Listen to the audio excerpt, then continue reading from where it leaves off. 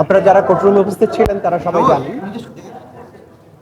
যে আজকে ঢাকা মহানগরীর চানখারপুল এলাকায় 5ই আগস্ট 2024 সালে সাবেক স্বৈর শাসক পালিয়ে যাওয়ার ঠিক কিছুক্ষণ আগে মার্চ টু ঢাকা কর্মসূচি যেটা ছিল বৈষম্য বিরোধী ছাত্র আন্দোলনের, সেই কর্মসূচিতে অংশগ্রহণের জন্য সারা দেশ থেকে মানুষ শহীদ মিনার হয়ে ঢাকার দিকে প্রবেশ করার যে চেষ্টা করছিলেন, সেই সময়ে চানখারপুল এলাকায় 6 জন মানুষকে মাত্র স্বল্প দূরত্ব থেকে চাইনিজ রাইফেল দিয়ে গুলি করে হত্যা করা হয়। এবং সেই গুলি করার সময় নির্দেশনাটা দিয়েছিলেন ডিএমপির তদানীন্তন কমিশনার হাবিবুর রহমান, তার সাথে এডিসি শাহ আলম মোহাম্মদ আখতারুল ইসলাম সহ অধস্তন কর্মকর্তা সহ 8 জনকে আমরা এই মামলার জন্য এখানে আসামি করে তাদের বিচার কার্য চলছে। তাদের মধ্যে যাদের কমান্ড রেসপন্সিবিলিটি ছিল তারা অর্ডার দিয়েছেন এবং বাকিরা সরাসরি চাইনিজ রাইফেল এবং এসএমজি দিয়ে গুলি করে ছাত্রদেরকে হত্যা করেছেন। এই হত্যাকাণ্ডটা সংগঠিত হয়েছিল সারা দেশব্যাপী পরিচালিত যে ওয়াইড স্প্রেড এবং সিস্টেম্যাটিক আঘাত ছিল সাধারণ জনগণের উপরে, সেটার অংশ হিসাবে। এটা কোনো বিচ্ছিন্ন ঘটনা ছিল না এবং যারা আক্রমণকারী ছিলেন তারা প্রত্যেকেই জানতেন যে এই আঘাতটা সারা দেশব্যাপী যেভাবে পরিচালিত হচ্ছে তারাও সেভাবে পরিচালিত করেছেন এবং এটা ছিল নিরস্ত্র সাধারণ ছাত্রদের হত্যা করার চেষ্টা।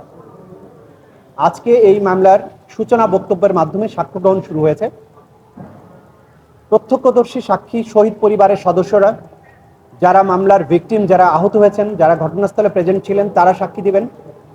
মামলার নানা রকমের ভিডিও এভিডেন্স, ভিডিও ফুটেজ, সেগুলোই মামলার অকাট্য দলিল প্রমাণ।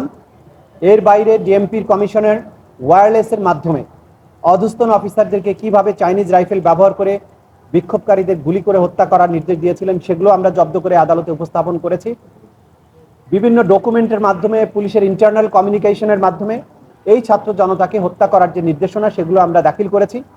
এই সব কিছুর মাধ্যমে আসামিদের বিরুদ্ধে অকাট্যভাবে প্রমাণ করার মতো সাফিসিয়েন্ট ম্যাটেরিয়াল প্রসিকিউশনের হাতে আছে, যেগুলোর মাধ্যমে আসামিদের অপরাধ প্রমাণিত হবে।